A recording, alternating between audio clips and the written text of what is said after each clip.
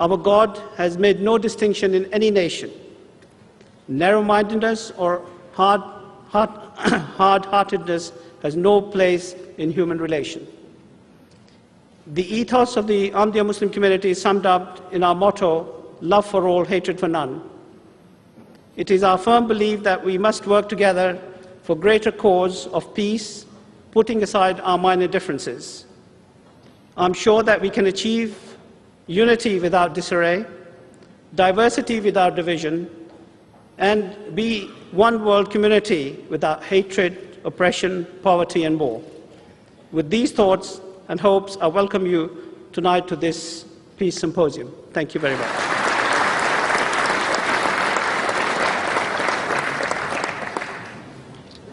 Our next speaker is our local MP, Siobhan McDonough, who's MP for Mitcham and Morden. She's also the chair of the all-party parliamentary group for the Ahmadiyya Muslim community that was formed last year. Siobhan McDonough, MP.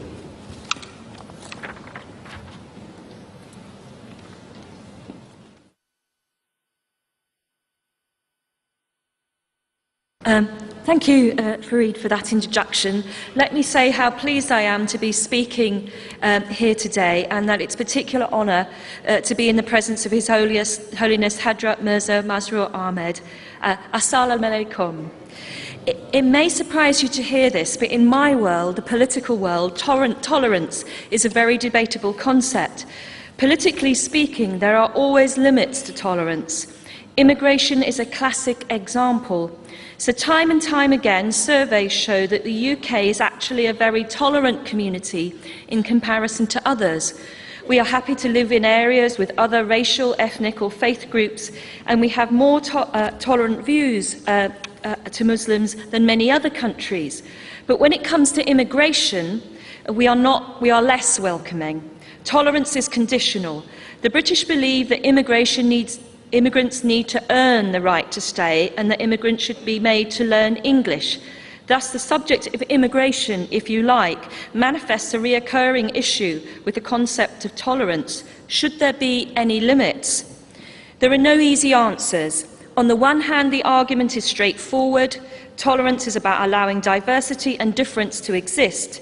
It is about recognising that others are equal and that we need to treat them with dignity and respect, and that as we would expect to be treated. Everything I have learnt about your faith tells me that this is what Islam is about. The Quran emphasises the importance of tolerance and forgiveness. And let not a people's enmity incite you to act otherwise than with justice. Be always just, that is nearer to righteousness. Chapter 5, verse 9. Tolerance, like the teaching of Islam, is about diversity, unity, peace and harmony. And of course, I hope that I share those values with you and your faith. I believe that tolerance is based on the rights of life, dignity, equality and justice. I believe that tolerance is about allowing people to have freedom of expression, freedom of speech and freedom to practice their religion without hindrance and without threats. So from this perspective, I believe that tolerance has no limit. But it's a tricky concept because tolerance is about giving people a choice and not coercing them. That is why the issue of Muslim women wearing or not wearing the burqa or niqab is so fascinating to me. In France, the political choice has been to ban women from wearing the veil or niqab in public institutions, including schools. But in Saudi Arabia and Iran, strict Islamic codes on clothes and other areas of life are enforced in both the public and the private sphere. We condemn countries like Iran for controlling what women wear, but we do not complain too much about the path taken by France. I have to admit, I'm not entirely comfortable when I come face to face with a woman who is wearing a niqab. After all, why would she have to take responsibility for men who are unable to control themselves? But truthfully, I am equally uncomfortable when I come face to face with a woman who has very little on or leaves very little to the imagination. There is perhaps a balance to be struck with modesty, but most important, we have to ask, is this a choice that a woman has made for herself? I have met women who have chosen to wear the veil or niqab because they feel it brings them closer to their faith, and I am comfortable with that. But equally, I have met women who tell me in private that wearing the burqa or niqab allows them more freedom outside the home, and if they were forced not to wear it, they would be restricted to their homes by their community or by the men in their households. I'm not comfortable with that. So in these instances, I believe tolerance of others' practices must have limits. Tolerance should be about giving people a choice and not forcing them to comply. The argument is further complicated by the fact that intolerance, that is, the lack of recognition of difference, the lack of equality of treatment, the lack of respect for rights and sanctity of dignity, comes in many guises. So we cannot ignore the fact that girls and women still constitute a large majority of the world's educationally excluded, that poverty, exclusion and discrimination are still experienced disproportionately by women all over the world. The youth in countries such as Egypt and Libya are being ruthlessly suppressed by governments who will not stand for opposition or dissent of any kind. That girls as young as age 3 are being sexualized and being forced to wear the hijab outside their homes. For me, in all of these situations, rights are being ignored, choices are being limited, and people are being coerced. Challenging intolerance will not be easy, not only because it is disguised in many forms, but also because the opposing concepts, tolerance and equality of treatment, do not just happen. It is easier to resist difference than to accommodate it. It is easier to mistrust than to trust. Diversity and difference should be considered as strengths in a society, not a weakness. People should be allowed freedom of expression, freedom of speech, and freedom to practice their faith in any way they choose, but it must be their choice. These values are as integral to the concept of tolerance as they are to a democratic society. And I know these values are integral to the teachings of Islam. So we must work in practice to fight intolerance wherever we see it, in whatever guise, in order to achieve the social justice that we aspire to. As Islam and other faiths teach us, you cannot find peace with God unless you are at peace with other human beings. Love for all, hatred for none. Thank you once again for inviting me back and giving me the opportunity to speak.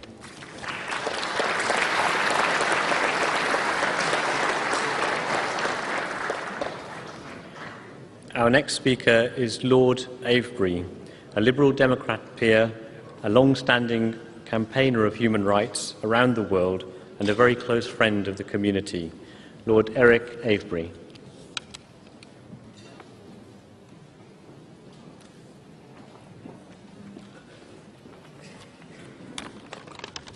Your Holiness, Your Excellencies, ladies and gentlemen, Assalamu alaikum. I'm delighted to be here and to recognize, amongst others, the enormous contribution that Mr. Eddy has made to reducing suffering all over the world. I was a guest at one of his centers in Karachi when I first went there. I think it was in the early 90s, and I saw the wonderful work that he'd done with the underprivileged. And looking at Karachi today, I'm sorry to say that intolerance there leads to many instances of violence and murder, and I should imagine that the task confronting the Eddy Foundation must have grown enormously as deprivation has grown, and that the same thing is true of Pakistan as a whole. But if you look over the whole world, you see that intolerance is the root of internal conflicts, many of them large enough to engage the attention of the United Nations. In Somalia, Democratic Republic of Congo, Côte d'Ivoire, for instance, there are differences between clans. In North Africa and the Middle East, there are complicated patterns of discrimination which have finally boiled over into revolutions against rulers who thought they could avoid the tide of history. Perhaps it was partly because the international community failed to challenge intolerance in Tunisia, Egypt, Libya, Syria, Yemen and Bahrain that serious unrest has erupted throughout the whole of that region. And where rulers have promised reforms, as they did in Yemen and Bahrain in response to huge demonstrations, the people no longer have any faith in the promises that they make. And what this teaches us is that existing UN mechanisms need reform in the direction of more